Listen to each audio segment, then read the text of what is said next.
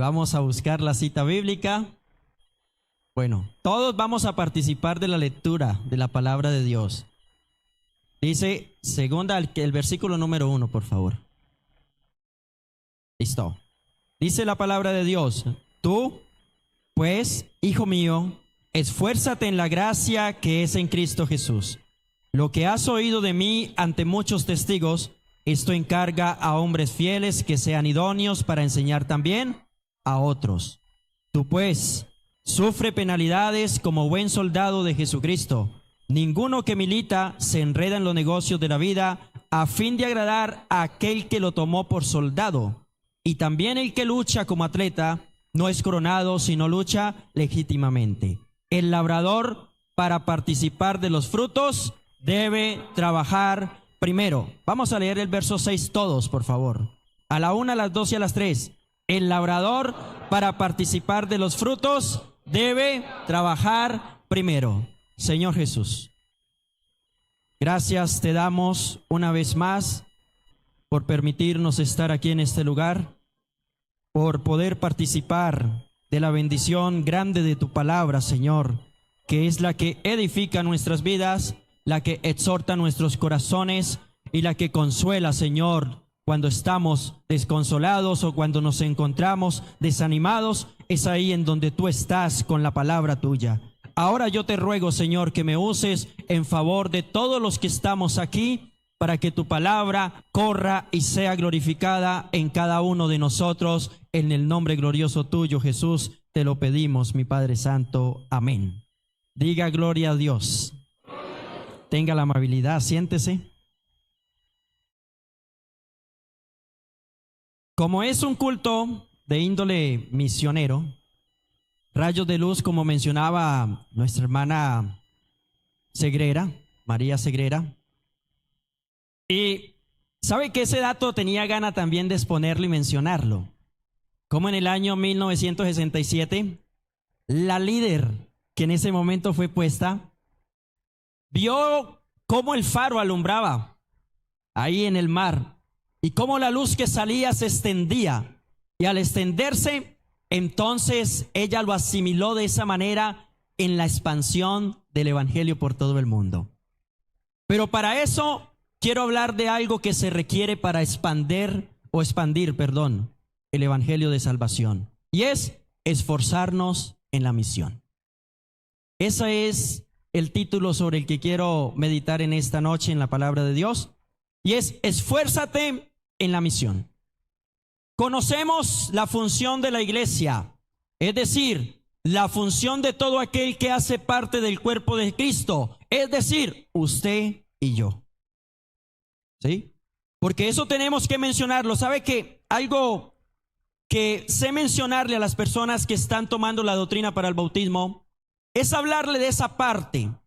¿Qué representa ser parte del cuerpo de Cristo? Es decir, ser parte de la iglesia del Señor. Porque no podemos mencionar solamente, ¿sabe que el concepto de iglesia está muy cambiado allá afuera? La gente le llama iglesia a una estructura, un edificio o un templo, si queremos llamarlo de esta manera. Pero realmente en el contexto bíblico, la iglesia significa otra cosa. Y hace alusión a los que hacen parte del cuerpo de Dios o del cuerpo de Cristo. Y quiero mencionarle, ser parte de una organización como la Iglesia Pentecostal Unida de Colombia, como denominación, no salva a nadie. Pero todo aquel que hace parte o que es parte del cuerpo de Cristo, ese sí va directico para el cielo. Ahora, es muy importante eso tenerlo claro, porque no solamente es que usted esté inscrito en una membresía de la Iglesia Pentecostal Unida de Colombia. Es mejor, como le dijo el Señor, no se gocen porque ustedes hacen milagros, no se gocen porque los hombres que han muerto son resucitados. Gózate si sus nombres están inscritos en el libro de la vida.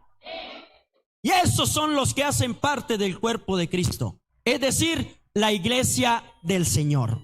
Pero esta iglesia tiene una misión trascendental, una misión muy importante, y es de expandir el evangelio en todo el mundo. Es llevar.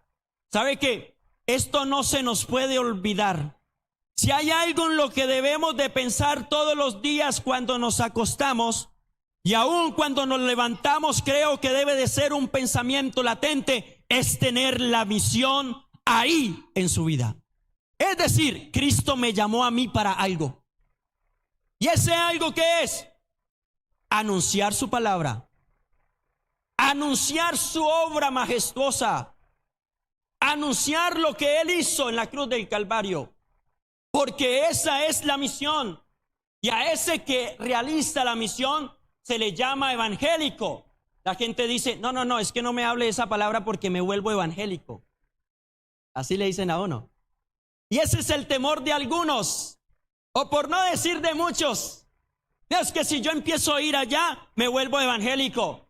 ¿Y sabe algo? No está errado, porque todo aquel que viene a oír la palabra le produce fe en el corazón. Porque ¿cómo creerán si no han oído? Y todo aquel que empieza a oír la palabra y la oye con fe y la cree, ese se convierte en un evangélico. Diga amén. Eso le pasó a usted y me pasó a mí. Yo empecé a oír la palabra. ¿Sí? ¿Sabe que estamos haciendo unas refán? Y recuerda que hace unos días le conté que había hablado con un muchacho que negaba la existencia de Dios, ¿cierto? ¿Sí se acuerdan a los que vinieron ese día? Hablo con los que vinieron ese día, pero usted no debe perderse los cultos. Pero para los que vinieron ese día, entonces, este muchacho que negaba la existencia de Dios y que tuvimos un encuentro, un intercambio de palabras y que terminó diciendo, usted no me va a convencer a mí. Porque él se sintió redarguido en el corazón. Pues volvimos a ir a la casa de estas personas y quiere que le diga algo, estaba sentado esperando escuchar la palabra de Dios. Y quiero decirle algo, Dios nunca dejará avergonzado a alguien que predique la palabra. ¿Sabe por qué? Porque hacía unas preguntas y a veces ellos están ahí, pero gracias a Dios no pensé que el libro del Génesis me iba a servir tanto para evangelizar. De verdad que no lo consentía de esa manera, pero aprendí. Y no lo aprendí estudiando tal vez en la casa, lo aprendí allá en el campo de batalla. Allá en el lugar donde Dios me llevó y me mostró cuando empecé a abrir el libro del Génesis. Y Dios fue tomando y fue direccionando todo de tal manera que este joven quedó sin argumentos. Porque es que la palabra de Dios prima sobre todas las cosas. Este Dios, Él conoce todo anticipadamente.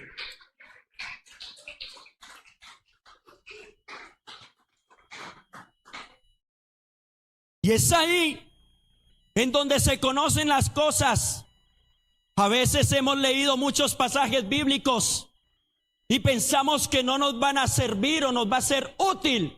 Pero la Biblia dice, toda la escritura es inspirada por Dios. Y ese pasaje que tal vez para alguien no es de gran utilidad o no representa de verdad algo especial, ese pasaje tan simple puede ser un instrumento especial en dado momento. Hermanos, por eso la lectura de la palabra para llenarnos del conocimiento de Dios es importante. Yo creo que hemos venido recalcando eso, ¿cierto? El afán, o tal vez como esa gran necesidad que realmente Dios le ha mostrado al consistorio de ancianos, es el deseo de que la doctrina sea un mensaje especial en los cultos. Los cultos emocionales están llevados a recoger. Las predicaciones donde solamente muevan las emociones están llevadas a recoger. Lo que quiere Dios es que la persona esté fundamentada en Él. Y la única manera es por medio de las doctrinas bíblicas. Y la doctrina es el conjunto de enseñanzas que encontramos en la palabra de Dios, en toda la palabra de Dios. Y con ellas podemos hacer defensa de nuestra fe.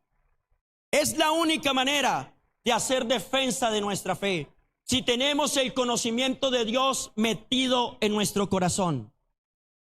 Y sabemos, hermanos, yo no considero que sepa mucho la verdad. La verdad considero que no sé mucho, porque realmente tal vez podré saber una gotica de un mar completo que es la palabra de Dios. Pero creo que Dios nos sigue ayudando, Dios nos sigue mostrando e iluminando nuestro entendimiento para que comprendamos toda esta revelación que tenemos en la palabra de Dios. Mire, ese joven, le puedo decir, tiene un conocimiento filosófico que le gana a muchos estudiantes y hace décimo. Y cuando yo mencionaba algo de la palabra de Dios, él me decía, eso lo dijo tal filósofo. Lo dijo en estas palabras. Y entonces yo me lo llevé para el Génesis. Antes de que existiera ese personaje, ya Dios lo había dicho. Ya Dios lo había dicho. ¿Sí? Lo que el hombre indagó, pensó y llegó a una conclusión filosófica, que es el amor al pensamiento, ya Dios lo había revelado y lo había dado a conocer en su palabra. Entonces esto no es que él se saque. Y yo le dije, él me dijo y me ponía ejemplos. Y yo le dije, lo que pasa es que el ejemplo que usted está colocando es el suyo. Y como usted ve las cosas, lo que para usted es así, para mí no lo es. Quiere decir que lo que pensemos cada uno de nosotros para Dios no es relevante e importante, porque el pensamiento del hombre perece en el mismo instante en que éste muere. ¿Sí? Y la Biblia dice que cuando veo los cielos obra de tus dedos, la luna y las estrellas que tú formaste, digo, ¿qué es el hombre para que de él tenga memoria? Y el hijo del hombre para que le visites. Los has hecho un poco menor que los ángeles. Lo coronaste de gloria y de honra. Y le pusiste a enseñorear sobre todas las cosas que tú habías creado.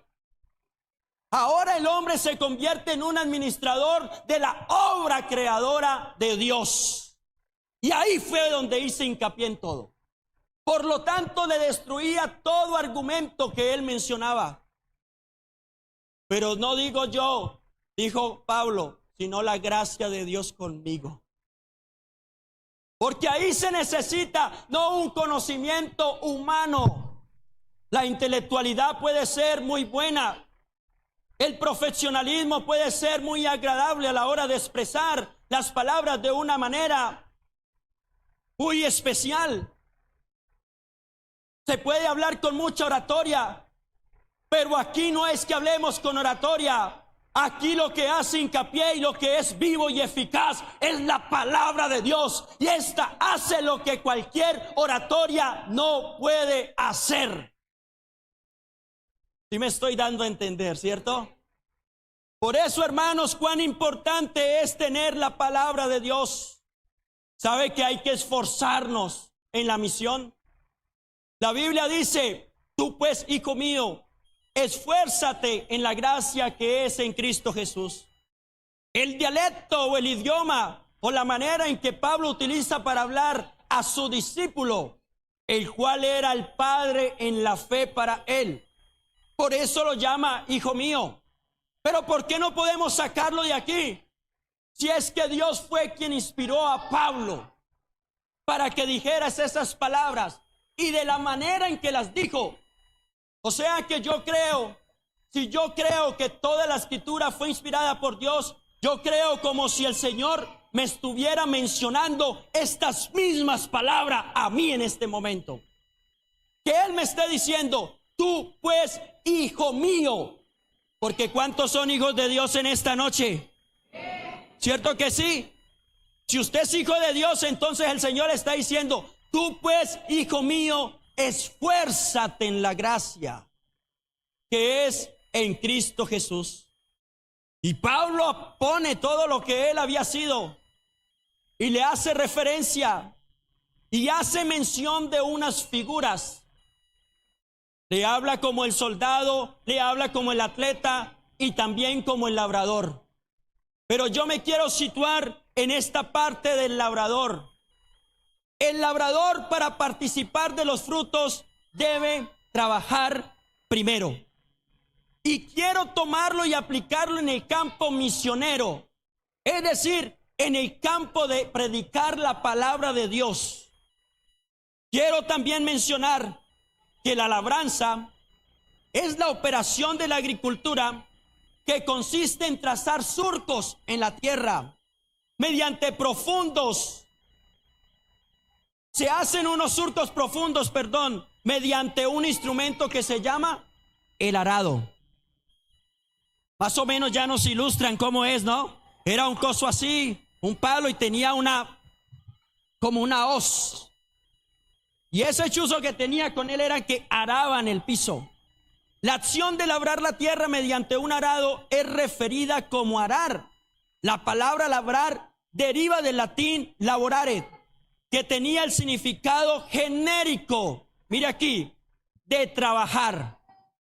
Y me llama la atención esto, y quiero que vayamos teniendo en cuenta el hecho de trabajar. Y quien realizaba dicha labor se le denominaba un labrador. Ahora,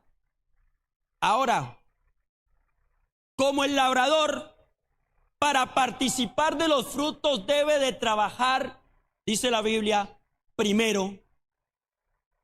O sea que la figura que está utilizando el Señor en este contexto es que está diciendo: todos nosotros somos como un labrador.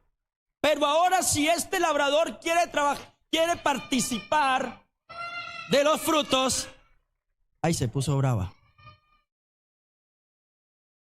Bueno, reitero, vamos a continuar. La inspiración no se ha ido.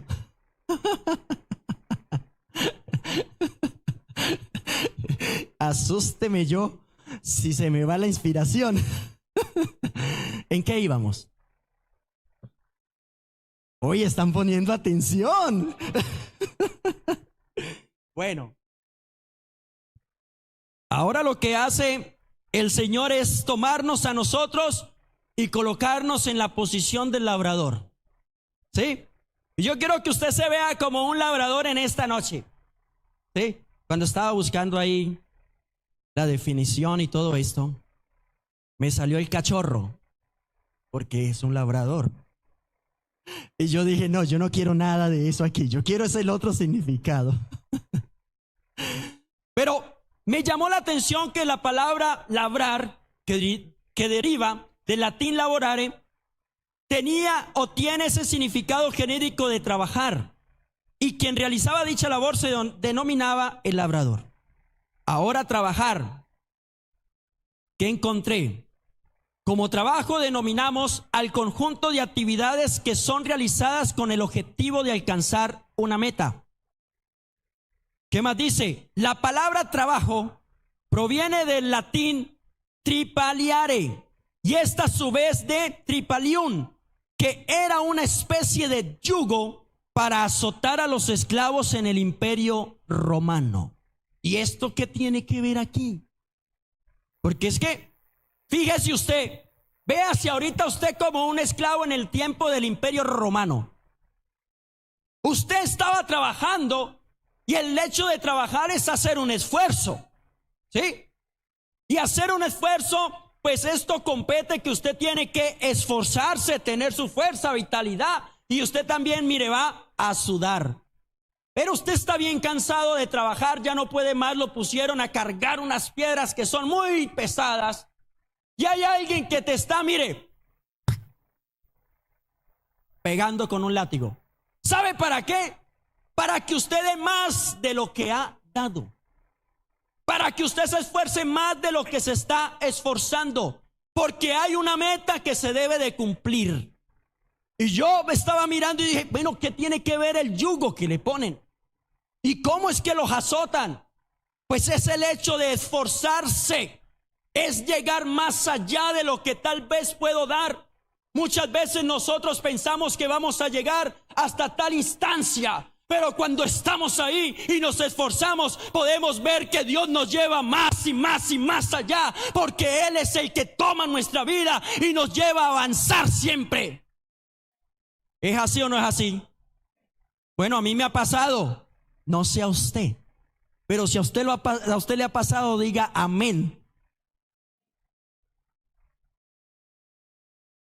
Con el paso del tiempo, el uso de la palabra se amplió para referirse a una actividad que causara dolor físico y se asoció al trabajo en el campo, pero su uso se extendió a otras actividades, ¿qué dice? Humanas. O sea que a eso es lo que hoy en día nosotros llamamos trabajo. Nos vamos a trabajar y cada uno se dirige a lo que va a hacer. Una función específica, diferente, pero que en realidad nosotros todos la definimos como un trabajo. Eso es un esfuerzo que todas las personas hacen. Se levantan muy temprano, llega al mediodía, almuerzan, siguen y unos salen muy temprano, otros salen muy tarde y por X o Y razón pues no pueden abarcar lo que tiene que ver con la labor que el Señor quiere que la iglesia haga.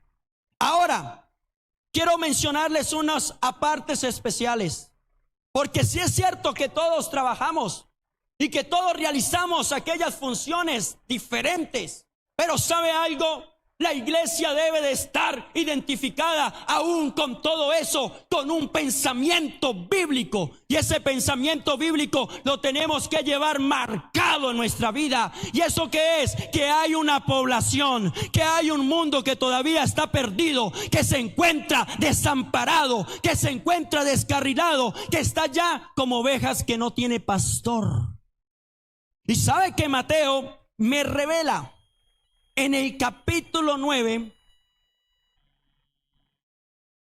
el versículo 35 al 38, cómo Jesús recorría todas las ciudades. Mire, no se le quedó una entonces. ¿Sí? ¿A cuántos barrios usted ha ido aquí a evangelizar?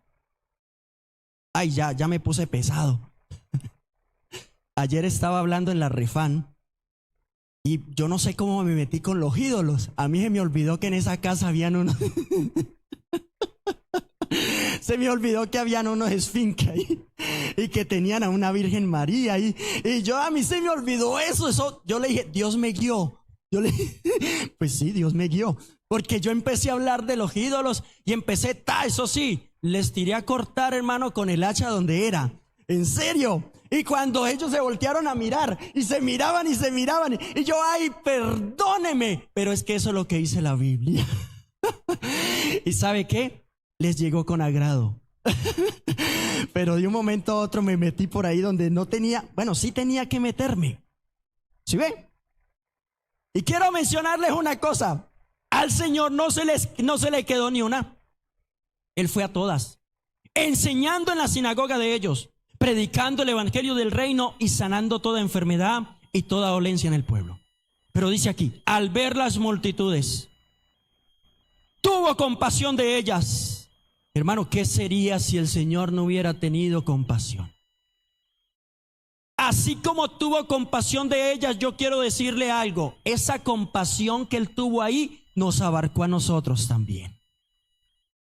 Dice, de ellas, porque estaban desamparadas y dispersas como ovejas que no tienen pastor. Y aún el pueblo de Israel se encontraba sin pastor. Imagínense cómo sería el mundo gentil si Él era el pastor para ellos, pero ellos estaban haciendo lo malo y habían sacado al Señor de sus vidas. Por lo tanto, el Señor, cuando vino a ellos, Él les dijo, si ustedes fueran mis ovejas, entonces comprenderían mis palabras. Porque la oveja oye la voz del pastor y le sigue, pero ustedes nada. Entonces, ¿cómo estaban? Desamparadas y dispersas también. Y cuando está desamparada, es decir, sin amparo, y está disperso, está expuesto al peligro. está expuesta a perderse. Está expuesta a que el diablo o el lobo o el león le eche mano y la devore. Por eso es mejor cuando estamos bajo el amparo de Dios. La Biblia dice que el que habita al abrigo del Altísimo y el que mora bajo la sombra del Omnipotente, entonces éste tiene la seguridad, la confianza de decir: diré yo a Jehová, esperanza mía y castillo mío, mi Dios en quien confiaré. Hermano, y estar en el amparo de Dios es estar en el mejor amparo que puede existir. ¿Y qué más dice la Biblia? Entonces dijo a sus discípulos: a la verdad, la mies es mucha, ¿y los obreros qué? Pues no dice ahí, dice pero los obreros poco. Rogad. Ahora hay una, ¿qué? Un ruego, una aclamación a Dios, un clamor para Él, pues al Señor de la mies que envíe obreros a sus mies. Quiero mencionar aquí unos apartes especiales rápidamente. Cuando Él se paró y las vio desamparadas y dispersas como ovejas que no tienen pastor, la visión de Él me impactó y me llamó la atención.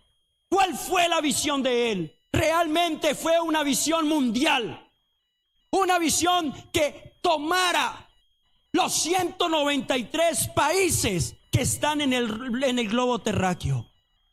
No importa su idioma, no importa su cultura, no importa la manera de ver la vida, no importa las condiciones donde vivieran. Por esa razón, Él, mirando todo esto, aunque tenían la cultura que tuvieran, Él murió en la cruz del Calvario porque iba por todos ellos.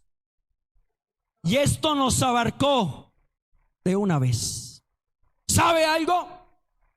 Por eso la palabra: id por todo el mundo y predicad el evangelio a toda criatura. El que creyere y fuere bautizado será salvo. ¿Qué más dice? Mas el que no creyere será condenado. Pero me llama la atención: predique el evangelio, un evangelio transcultural que superara todas las barreras étnicas y culturales que puedan existir en aquel momento. Un evangelio multicultural. Esto incluye a todas las culturas de las naciones o del mundo. Y un evangelio contracultural que contrarreste las diferentes posiciones culturales y religiosas con los principios bíblicos que tenemos de parte de Dios. Por eso esta obra que comenzó 2000 años atrás nunca se detendrá, porque Dios va delante de nosotros anunciando su palabra, guiando y trayendo con prodigios, con milagros y haciendo cosas maravillosas.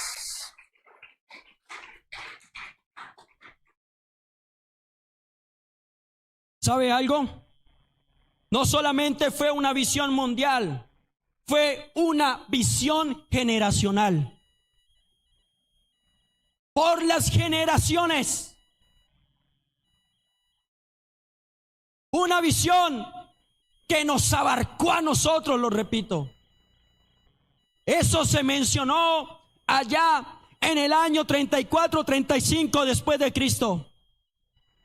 Pero hoy estamos en el 2023. Y yo sé que lo he mencionado muchas veces, pero quiero volverlo a repetir. Yo le doy gracias a Dios de haber nacido en este tiempo y de haber nacido en este país llamado Colombia. Y de que hace 86 años atrás haya Dios guiado y traído a un hombre que vino a predicar la sana doctrina y que trajo este evangelio maravilloso. Lo que hoy en día el hombre de allá afuera dice que no se quiere convertir evangélico, pero déjeme decirle algo: es el mejor título que cualquier hombre puede tener. Llevar el apresto de este evangelio, predicar esta palabra especial, es lo mejor que puede existir.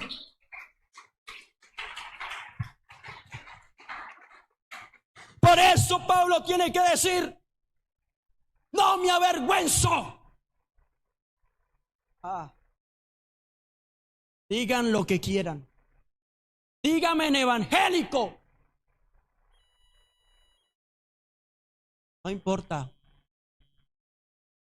Puedan decir lo que quieran.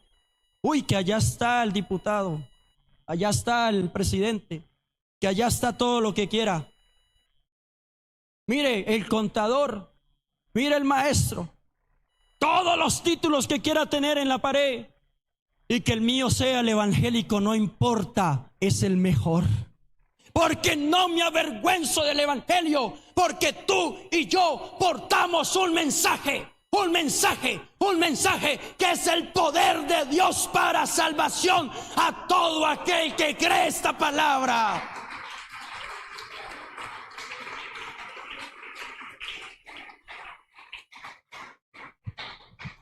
Aleluya. La primera carta a los Corintios, capítulo 3, versos 6 al 9, nos revela y nos da a conocer la función que debe de cumplir la iglesia. ¿Sabe qué dice? Pablo se pone, yo planté, Apolo regó. Listo. Función. Plantar y regar. Sigue siendo la misma. Tú tienes que plantar y tienes que regar. Ahí está diciendo Pablo en otro contexto, traducción bíblica. La TLA dice, yo anuncié la buena noticia de salvación y Apolos enseñó. Es decir, habló de los ministerios, los que encontramos en Efesios capítulo 4, verso 11. A Dios llamó a unos apóstoles, a otros profetas, a otros puso por evangelistas, a otros por pastores y maestros. Pero aquí está diciendo, yo planté, Apolo regó, pero el crecimiento, ¿quién lo da? ¿Y que usted cree que plantar es fácil o es difícil? Yo creo que es fácil. Lo que pasa es que nosotros nos hemos puesto tantos obstáculos e impedimentos. Pero ¿sabe algo? Si hay algo que Dios hace es darnos sabiduría para predicar su palabra. Porque sabio sí nos vuelve, dice la Biblia. Porque el que gana almas es... entonces quiere decir que sabiduría sí nos da Dios para hacerlo. Y fácil es. Porque hermanos, y más en un país como este donde está lleno de cristianismo por toda parte. Aunque todos digan ser cristiano, pero una cosa es decir ser cristiano y otra cosa es serlo. Porque el título o lo que significa la palabra cristiano es ser seguidor de Cristo. Eso significa, ¿sí? Y no todos lo son. Pero si tú eres verdad seguidor de Cristo, y cuando digo que no todos lo son es porque son las falsas doctrinas, el pseudo pentecostalismo, por ejemplo, que son las doctrinas que se han desprendido y que hoy manejan un movimiento carismático dicho pentecostal, movido por cosas de prosperidad y todo. No, aquí no predicamos un evangelio de prosperidad. Aquí le damos un evangelio para salvación a todo aquel que lo cree. A aquel no le interesa que el hombre sea salvo. A nosotros nos interesa que el hombre crea esta verdad absoluta y que sea salvo en Cristo Jesús. ¿Sabe qué pasa? Que a veces hay falta de iniciativa. ¿Serio que sí? Mire, a veces no nos queremos identificar. Y ya estoy terminando.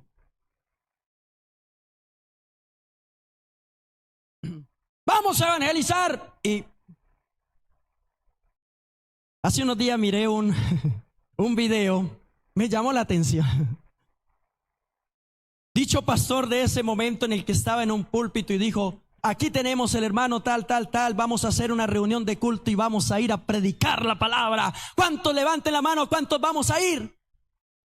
Dos mechudos levantaron la mano. Y nadie más. Y el pastor no sabía qué hacer ahí, como que, bueno, Les quiero anunciar que los hermanos tal y tal han venido a congregarse y ellos hicieron una fiesta y hay una comida para repartir. ¿Cuántos van a ir? Todos. Todo el salón levantó la mano. Menos mal que a nosotros no nos pasa así. Y si te pasa así, hermano, dijo alguien, arrepiéntete. Pero hermanos, de verdad que no, así no es. Yo creo que si hay algo por lo que nosotros debemos de identificarnos, es por predicar el evangelio. Yo creo que se ha estado haciendo mucha mención de eso, demasiado. Y nosotros no tenemos a veces iniciativa. Y a todos nos ha llegado a pasar en dado momento, listo. Pero sabe que un día un muchacho, habían matado a su rey, lo había muerto, y llegó al templo. Y cuando levantó la mirada, vio la gloria de Dios. Vio al Señor sentado. Y sus faldas, dice la Biblia, llenaban el templo. Y aquí ocurrió algo especial porque este joven que miró la gloria de Dios y teniendo esa experiencia, fue limpiado su pecado, fue quitada su culpa. Pero cuando el Señor preguntó, ¿y quién irá por nosotros? ¿Y quién llevará este mensaje? Porque había un mensaje que tenían que transmitir. ¿Y sabe algo? Él dijo, heme aquí. Y no porque fuera el único que estaba ahí, porque aquel joven se había podido quedar callado. ¿Sí? Créame que sí. Mire, yo le voy a decir algo. El Salmo 103 habla de los ángeles. La Biblia dice que ellos obedecen a la voz del precepto de Dios. Y la palabra ángel significa mensajero de Dios. ¿Sí? Pero eso es en el mundo invisible. Porque la Biblia dice en Colosenses que Cristo es la imagen del Dios invisible. El primogénito, es decir, el principio, el alfa, el primogénito de toda creación. Y dice la Biblia, porque en Él fueron creadas todas las cosas. Todas las que hay aquí en la tierra y las que hay en los cielos. Pero después me menciona dos dimensiones especiales. Y me dice, las invisibles y las visibles. Y quiero decirle algo. Los mensajeros del mundo invisible y de aquella dimensión son los ángeles. Pero los mensajeros de Dios aquí en la tierra somos nosotros, la iglesia del Señor.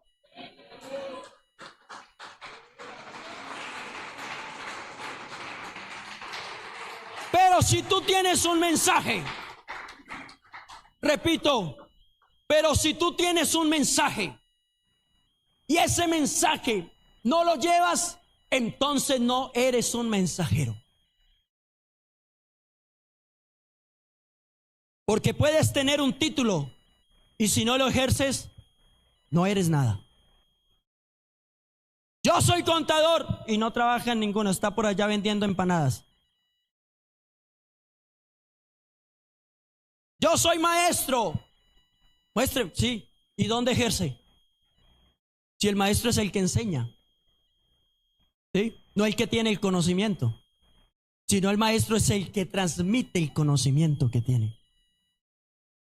Entonces, si tienes el mensaje, es para que transmitas el mensaje y así seas el mensajero de Dios en este mundo. Y que cuando te digan, vamos a ir a tal parte, pueda decir como dijo Isaías, heme aquí, Señor, yo quiero ser tu mensajero, envíame a mí.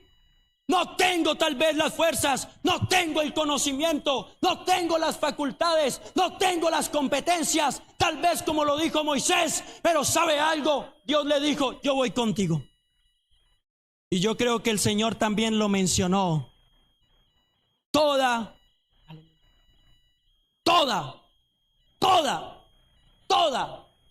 toda potestad me ha sido dada en el cielo y en la tierra.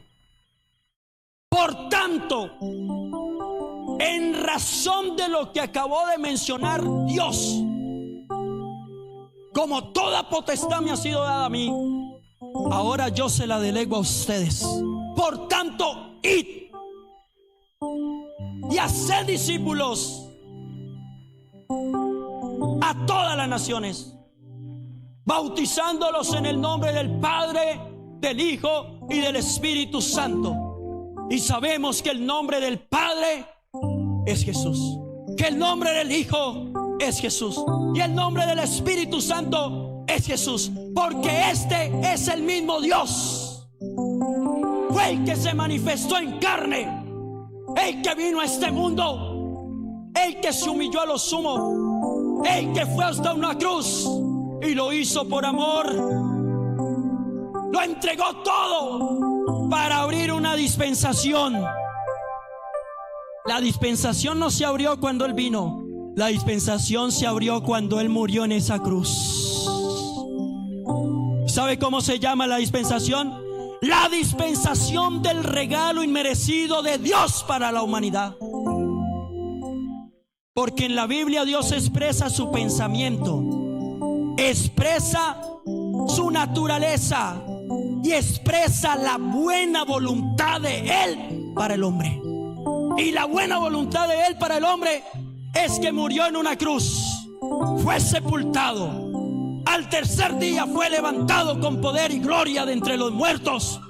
Y el ángel tuvo que decir: ¿por qué buscan entre los muertos al que vive? ¿Sabe algo?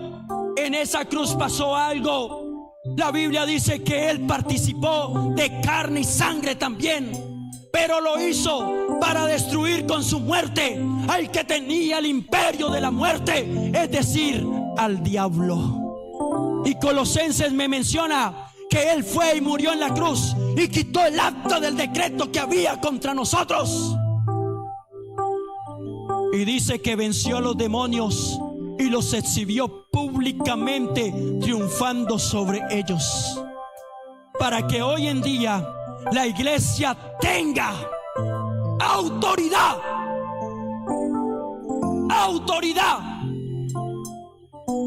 Y como dice, bautizándolos en el nombre del Padre, del Hijo y del Espíritu Santo, enseñándoles que guarden todas las cosas que yo os he mandado. ¿Y sabe algo? Grábese esto: yo estoy con vosotros todos los días hasta el fin del mundo.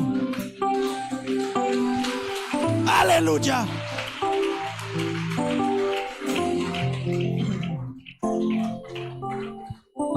Tenga iniciativa. Identifícate con la obra de Dios. Esfuérzate en la misión. No es fácil, hermano, salir cansado. Tenemos que ir a capacitarnos, tenemos que ir a llenarnos. A Moisés le dijo: ¿qué tienes en tu mano? Una vara. Hermanos, hoy en día no tenemos la vara, tenemos el Espíritu Santo de Dios, y esto es más que una vara. Tal vez hoy en día a vosotros no les es necesario los tiempos y las razones, pero recibiréis poder cuando haya venido sobre vosotros el Espíritu Santo, y me seréis testigos en Jerusalén, en Judea, en Samaria y hasta lo último de la tierra. ¿Sabe algo? Si queremos participar del fruto, debemos de trabajar primero. Hermanos, tenemos unas sillas para llenar, tenemos unos espacios para ocupar. Esa silla está esperando por un amigo. Esa silla está esperando por un nuevo convertido a Cristo, por alguien que tiene que hablar la palabra. Esa silla, quiere que le diga algo, una cosita: es tu competencia, es tu compromiso. Es decir, voy a traer a alguien, voy a predicarle el evangelio a alguien, voy a anunciarle a alguien, y todos vamos a participar de la bendición de ver a las almas arrepentidas, de participar de la bendición de ver cómo la gente se convierte. Pero ¿qué estamos haciendo? Por eso esa labor de labrador en la IPU Central de Neiva nos compete a nosotros. Así de sencillo. Y yo quiero decirle en el nombre del Señor Jesucristo, comprométete con Dios. Allá donde trabajas, invita a alguien, anúnciale, háblale. Mira, a veces hay gente necesitada. Me ha pasado muchas veces. Oye, pero no vienen acá, se van para otro lado. Yo vivo en tal parte. Quiero decirle algo. Tenemos a 6 para el bautismo, ya que le estamos dando doctrina. Y tenemos que orar los unos por los otros para que Dios nos dé palabra. Y para que la palabra sea glorificada en el corazón de los que la oyen. Por favor, colóquese en sus pies. Toda potestad le ha sido dada al Señor. Y esa potestad se la ha delegado a ti, que está lleno del Espíritu Santo de Dios. Porque Él habita en tu vida, porque tú eres el templo y morada del Dios Altísimo, dice la Biblia. Y por cuanto eres templo de Dios y morada del Dios Altísimo, entonces tienes la autoridad para predicar, para anunciar, para abrir tu boca, para gritar con voz a cuello, para decir que Cristo salva. Porque ¿sabe algo? Cristo es el Salvador, pero Él no salva solo, porque en este caso nosotros estamos aquí, nos delegó esta función. Por lo tanto, hay algo, no me malinterpreten. Él hizo la obra completa, sí, pero nos confió algo. Nos confió algo. Lot nunca habló, nunca dijo nada, y todo Sodoma y Gomorra se perdió. Nunca habló. Sí. Y si Jonás no hubiera predicado y pregonado lo que Dios le dijo en Nínive, todo se había perdido. ¿Sí vio? ¿Sí vio? ¿Cómo era Nínive? Mal, malo. Todos los habitantes de ella, mal. Pero cuando ese hombre predicó, la gente se arrepintió. Si usted quiere ver este salón lleno, que las sillas estén ocupadas, que digamos tenemos que comprar más sillas. Usted me está creyendo. Usted le está creyendo a Dios en esta noche. Mire, cuando yo dije eso, vi el templo lleno. Que no se vaya, sino que se queden aquí. No, esto está muy duro, como que tal cosa. Ponga su grano de arena y diga, vamos a hacerlo. Que porque el otro piensa diferente, porque tiene un concepto diferente acerca de lo que usted opina o lo que usted piensa, y porque no lo tuvieron en cuenta lo que usted dijo. No, hermano, aquí no es así. Aquí se escoge lo que Dios nos guía, y si se escogió eso, entonces eso hacemos. Pero trabajamos en equipo, porque la labor es de todos. No sé si haya alguien que quiera comprometerse con Dios. Gracias te doy, amado Señor, por tu palabra. Me has hablado a mí también. Gracias, Señor, por tu palabra. Gracias, Señor. Solamente me resta decirte por tu palabra. Me voy a esforzar.